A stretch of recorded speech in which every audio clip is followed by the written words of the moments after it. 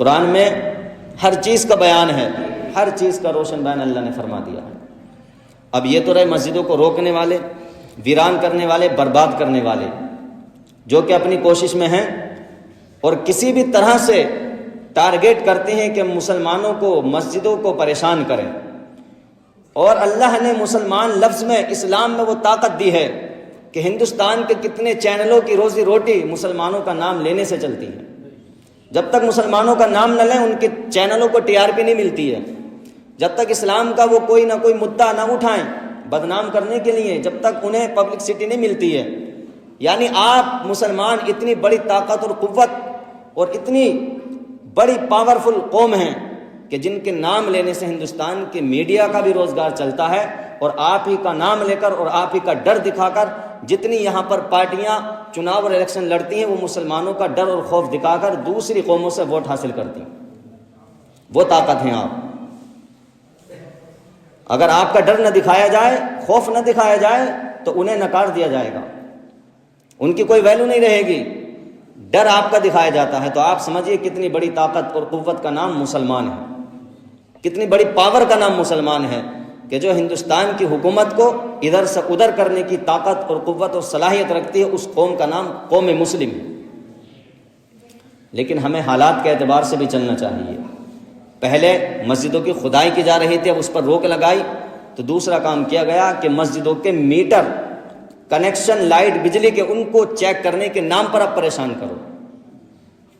کرنا پریشان ہے، مقصد جو ہے پریشان کرنا ہے، تو ہمیں بھی اس کا انتظام کرنا چاہیے۔ جن مسجدوں میں بجلی کے میٹر نہیں لگے ہیں، بجلی کے کنیکشن نہیں ہیں، ان تمام مسجدوں والوں کو چاہیے کہ وہ اپنی اپنی مسجدوں کا کنیکشن کرا لیں۔ یہ آرڈر بھی کروایا ناظرین کے سامنے۔ تو بہتر ہے کہ میں آپ سب سے گزارش کرتا ہوں، پہلے اس مسجد کے لیے کیونکہ ہم یہاں کے ذمہ دار ہیں، باقی اور جو گاؤں کی مسجدیں ہیں انہیں بھی چاہیے اور ان کے ذمہ داروں کو چاہیے کہ وہ اپنی مسجدوں کے بجلی کے کنیکشن کرائیں، میٹر لگوائیں، تاکہ شرعی طور پر بھی، شریعت کے طور پر بھی ہم صحیح رہیں اور گورنمنٹ بھی ہمیں اس نام پر پریشان نہ کر سکے۔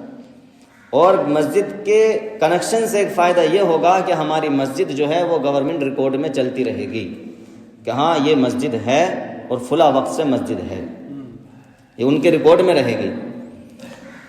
دوسری بات یہ ہے کہ آنے والے وقت میں اللہ تبارک و تعالیٰ اور اسباب اچھے پیدا کرے، بنائے، تو ہمارا دوسرا کام یہ رہے گا کہ ہم مسجد میں انشاءاللہ CCTV کیمرے کا بھی انتظام کریں گے، آپ سب کی دعا سے، آپ سب کے ساتھ ساتھ۔ یہ بھی وقت کی ضرورت ہے۔ حالات ایسے ہیں، کئی جگہ مسجدوں میں غیر مسلموں نے جا کر مسجدوں کی بے حرمتی بھی کی ہے، اور مسجدوں میں کسی نہ کسی طرح سے کچھ ایسی چیزوں کو پھینکا ڈالا گیا ہے، اور پھر بعد میں مسجدوں کی چیکنگ کے نام پر وہ چیزیں پائی گئیں، جس سے کہ مسجدوں کو اور مسجد کے نگراں کمیٹیوں کو، دیکھ بھال کرنے والوں کو پھر اریسٹ و گرفتار کیا گیا۔ تو ہمیں ہر طرح سے ساودھان اور ہوشیار رہنے کی ضرورت ہے۔ ڈرنے کی ضرورت نہیں ہے، ڈرنے کی ضرورت نہیں ہے، بلکہ ہوشیار اور سمادھان اور ساودھانی برتنے کی ضرورت ہے۔ جن چیزوں کی ضرورت ہے ان کو پورا کریں اور بے خوف و خطر رہیں، بس اللہ سے ڈریں، باقی کسی سے نہیں ڈرنا۔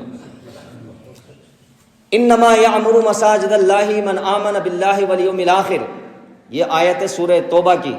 بے شک اللہ کی مسجدوں کو وہی آباد کرتے ہیں جو اللہ پر ایمان رکھتے ہیں۔ انما یعمر مساجد اللہ، بے شک اللہ کی مسجدوں کو وہی آباد رکھتے ہیں، من آمن باللہ، جو اللہ پر ایمان رکھتے ہیں، واقام الصلاۃ، اور نماز ادا کرتے ہیں، وآت الزکاۃ، اور زکوٰۃ ادا کرتے ہیں، ولم یخشا الا اللہ، اور اللہ کے سوا کسی سے نہیں ڈرتے۔ یہ بھی تو ایمان کا حصہ ہے، اللہ کے سوا کسی سے نہ ڈرنا، یہ ایمان کا حصہ ہے۔ جو اللہ کے سوا اوروں سے ڈرتے ہیں تو ابھی ایمان مکمل نہیں ہے، ادھورا ہے۔